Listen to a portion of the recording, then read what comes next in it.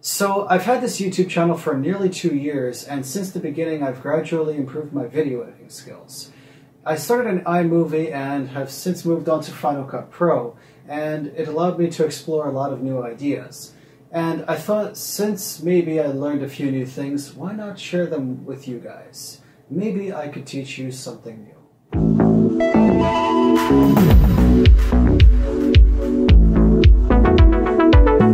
Video sequence looked nice, right? Well, let's watch it one more time inside the timeline editor of Final Cut Pro to see what it is composed of.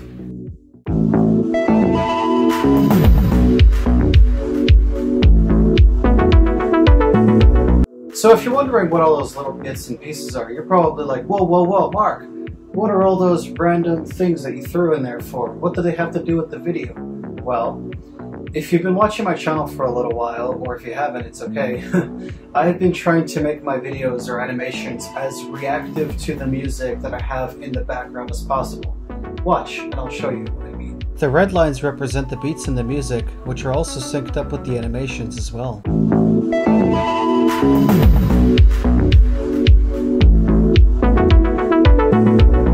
I won't explain the process of every single step I do, but I will give you a rough idea of how I accomplish it.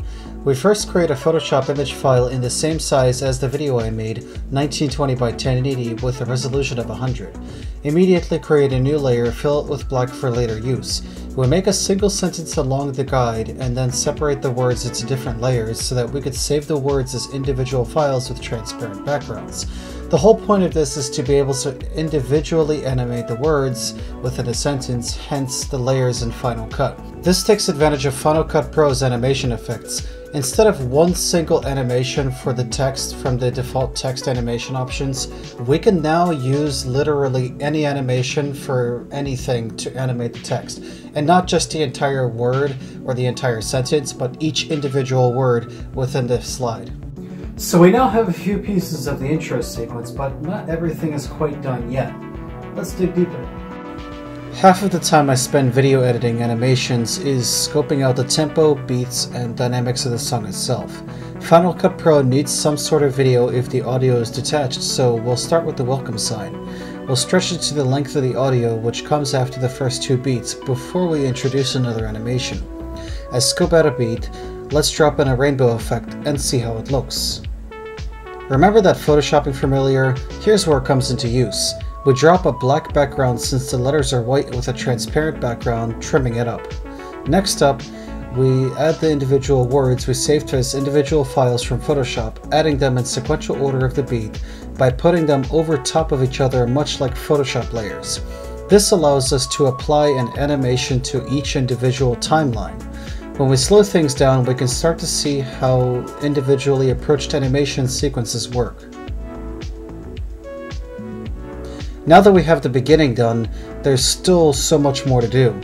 I saved the separate layers in Photoshop as one image file to make a seamless transition from before, so we can add the effects of the whole picture at once instead of dealing with separate layers. Again, applying the same rainbow effect for 1/20th of a second to correspond to the beat of the music. Finally, I add my Season 3 intro and a seamless transition, and the rest is practically finished. We now have the finished product of my brand new seasonal trailer.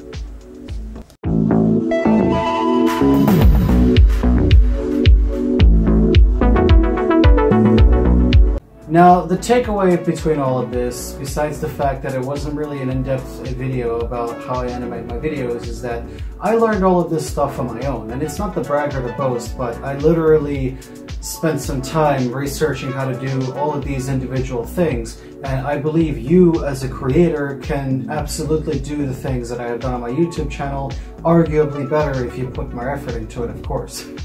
But with that being said, I thank you guys so very much for watching my channel. Remember that you guys can put your minds to literally anything and accomplish anything that you want. And this, by all means, is hardly anything to show of my effort that I put into doing the things that I like. Don't ever lose passion for the things that you enjoy, because you can find a great sense of direction simply by wanting something so badly, like this video animation sequence that I made. super ice cream sandwich, over and out.